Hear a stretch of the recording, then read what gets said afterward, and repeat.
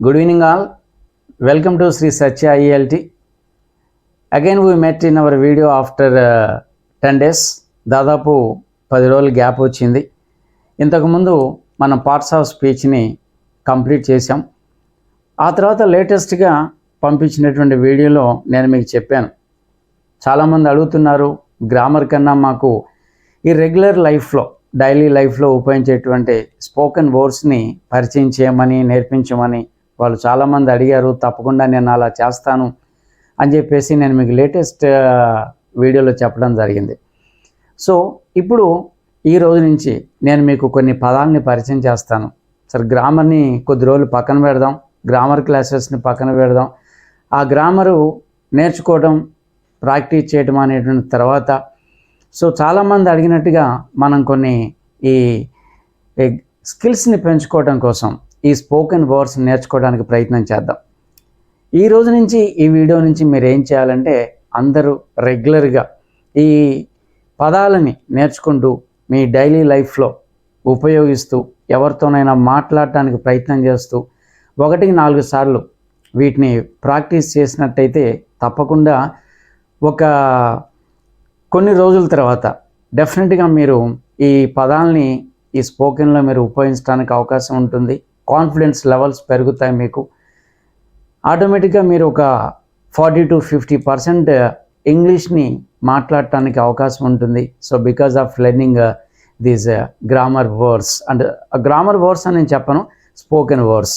So కాబట్టి ఈ రోజు నుంచి సో నాట్ ఓన్లీ టుడే, ఇక నుంచి రెగ్యులర్గా కొన్ని అట్లీస్ట్ కొన్ని రోజుల పాటు కొన్ని వీడియోస్ నేను మీకు ఈ గ్రామర్ వర్డ్స్ని ఎలా, ఈ స్పోకెన్ వర్డ్స్ని ఎలా వాడాలి, ఎలాంటి సందర్భాల్లో వాడాలి, ఎప్పుడెప్పుడు వాడాలి, ఏ సిచ్యుయేషన్స్లో వాటిని వాడాలి అనేటువంటిది క్లియర్ కట్గా నేను మీకు చెప్పడం జరుగుతుంది.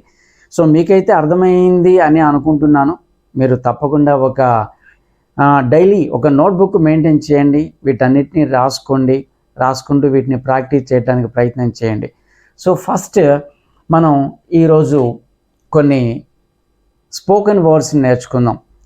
ప్రతి స్పోకెన్ వర్డ్కి కూడా ఒక ప్రత్యేకమైనటువంటి అర్థం ఉంటుంది. You try to understand those words and try to understand their meanings and try to keep them in implementation whenever you go to speak with others. Okay, come to point. So ప్రతి topic మీద కూడా, ప్రతి చిన్న చిన్న పదాల మీద కూడా అవి ఎన్ని విధాలుగా ఏ సందర్భాల్లో ఉపయోగిస్తారు అనేటువంటిది నేను మీకు క్లారిటీ ఇవ్వటం అనేది అయితే జరుగుతుంది. ఇక మీరు ఫాలో అవ్వటం అనేటువంటిది మీ క్యాలిబర్ మీద, మీ యొక్క స్కిల్స్ మీద, మీ యొక్క ఆలోచన సరళి మీద, మీ యొక్క ఇంట్రెస్ట్ మీద ఆధారపడి ఉంటుంది. సో మనం ఈ స్పోకెన్ వర్డ్స్ని పరిచయం చేసుకునేటువంటి విధానంలో భాగంగా ఈరోజు కొన్ని పదాలు నేర్చుకుందాం. సో ఫస్ట్ వన్ చూడండి, కమ్. ఇవన్నీ కూడా ఈ స్పోకెన్ వర్డ్స్ని మనం ఉపయోగించడానికి గ్రామర్ అవసరం లేదు, గ్రామర్ నేర్చుకోవాల్సిన అవసరం లేదు. జనరల్గా when ever you go to village, even village people also they try to speak these words in their conversation. ఈ చిన్న చిన్న పదాలను ఉపయోగించడానికి పెద్ద పెద్ద చదువులు చదువుకోవాల్సిన అవసరం లేదు. సో కాబట్టి ఇప్పుడు మీరు నేర్చుకోబోయేటువంటి ఈ స్పోకెన్ వర్డ్స్ని ఏ స్థాయిలోనైనా, దాదాపు ఫస్ట్ క్లాస్, సెకండ్ క్లాస్ చదివేటువంటి స్టూడెంట్స్ దగ్గర నుంచి, హౌస్ వైఫ్స్ దగ్గర నుంచి, నెక్స్ట్ ఇంట్లో మన ఇంటి పక్కల వాళ్ళతో మాట్లాడే విధానం దగ్గర నుంచి, అలాగే మనకి మార్కెట్లో కావచ్చు, ఇంటి దగ్గర కావచ్చు, స్ట్రీట్లో కావచ్చు, ఇంకెక్కడైనా సరే, ఎలాంటి సందర్భాల్లోనైనా సరే మనం ఈ పదాలను ఉపయోగించడానికి మనం వెనకాడాల్సినటువంటి అవసరం లేదు. Let us see some words today. So come. Come అంటే రమ్ము, రా, ఇటు రా. మనం ఎవరినైనా పిలిచినప్పుడు come here, a boy come here, girl come here, hello friend come. So ఇలాంటి పదాలని మనం చాలా సందర్భాల్లో, ఇలాంటి పదాన్ని మనం చాలా సందర్భాల్లో ఉపయోగిస్తాం.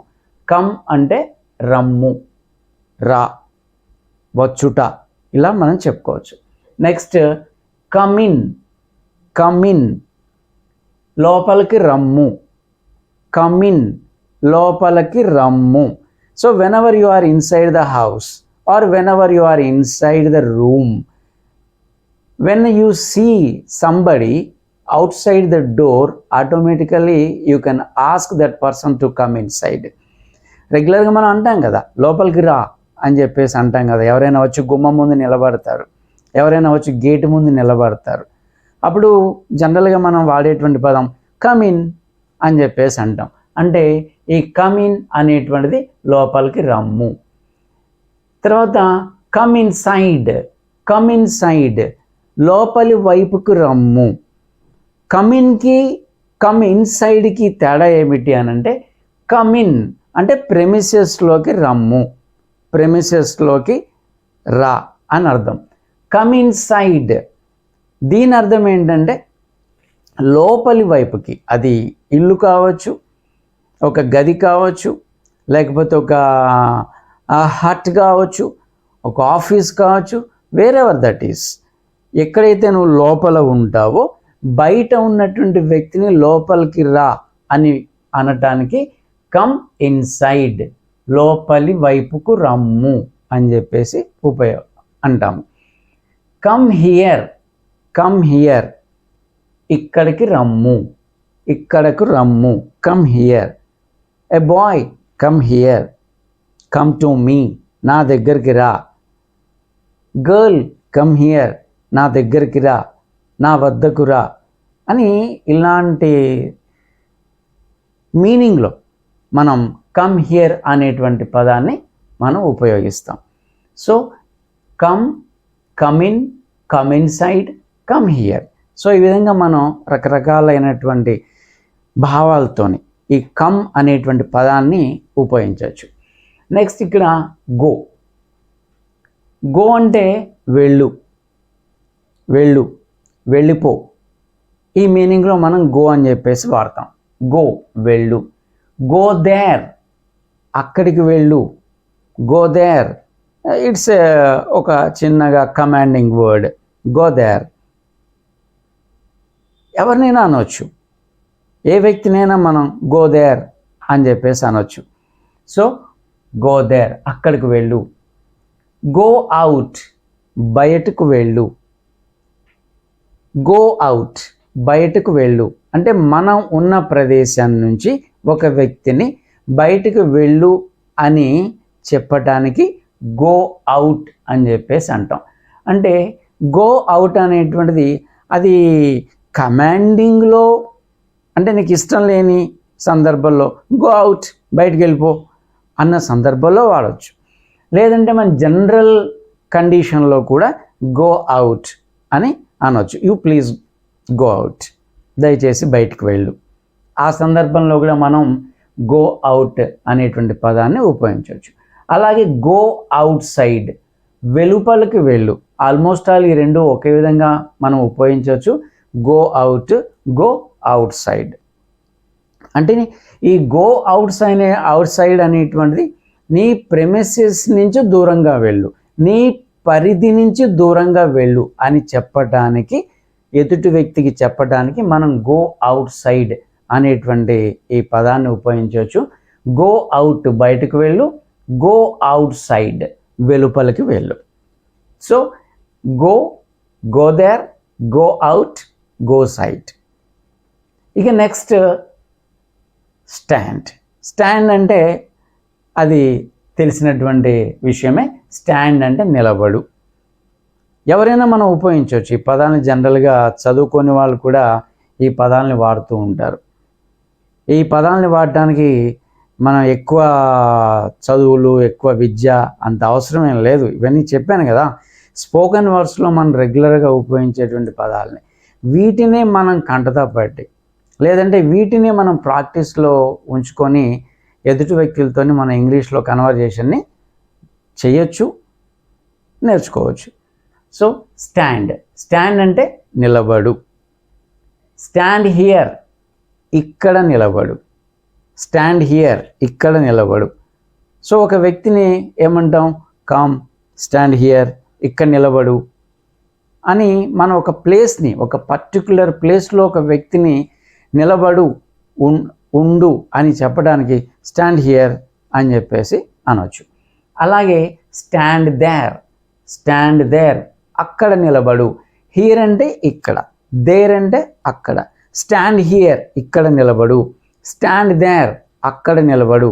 Gopi you stand there, Varun you stand here అని ఇక్కడ మనం ఈ పదాలని కన్వర్జేషన్లో ఈ పదాలని వేరే వేరే వాటికి అన్వయిస్తూ అటాచ్ చేస్తూ లింక్ చేస్తూ మనం కొన్ని సెంటెన్సెస్ని ఫామ్ చేయొచ్చు. సో అలాగే స్టాండ్ హియర్, స్టాండ్ దేర్ అక్కడ నిలబడు. స్టాండ్ అవుట్ సైడ్ వెలుపల నిలబడు. Stand out side the room, stand out side the gate, stand out side the house. So ఈ విధంగా రకరకాలుగా మనం ఈ వర్డ్స్ని వేరే సెంటెన్సెస్తో లింక్ చేస్తూ మాట్లాడవచ్చు. స్టాండ్ అవుట్ సైడ్ వెలుపల నిలబడు. స్టాండ్ బిహైండ్, బిహైండ్ అంటే వెనుక. స్టాండ్ బిహైండ్ వెనుక నిలబడు. స్టాండ్ బిహైండ్ మీ నా వెనుక నిలబడు. స్టాండ్ బిహైండ్ హిమ్ అతని వెనుక నిలబడు. సో ఈ విధంగా మనం వేరే వేరే సందర్భాల్లో వాటికి అటాచ్ చేస్తూ ఈ పదాలని సెంటెన్సెస్ని మనం ఫ్రేమ్ చేయడానికి అవకాశం ఉంటుంది. స్టాండ్ నిలబడు, స్టాండ్ హియర్ ఇక్కడ నిలబడు, స్టాండ్ దేర్ అక్కడ నిలబడు, స్టాండ్ అవుట్ సైడ్ వెలుపల నిలబడు, స్టాండ్ బిహైండ్ వెనుక నిలబడు, అలాగే స్టాండ్ ఇన్ ఫ్రంట్ ఆఫ్ మీ నా ముందు నిలబడు. సో ఈ విధంగా దాన్ని కూడా ముందు అనేటువంటి సందర్భంలో దాన్ని కూడా చెప్పవచ్చు. ఇక నెక్స్ట్ ఈ సిట్ అనేటువంటి పదాన్ని మనం ఉపయోగిద్దాం. ఫస్ట్ ఇక్కడ ఈ నంబర్ 17th చూద్దాం. సిట్ అంటే కూర్చొనుము. సిట్ కూర్చొనుము. ఎవరైనా వచ్చినప్పుడు కమ్, గెట్ ఇన్, కూర్చోండి, కూర్చొనుము, సిట్ హియర్, సిట్ దేర్ ఇట్లా మనం అంటూ ఉంటాం.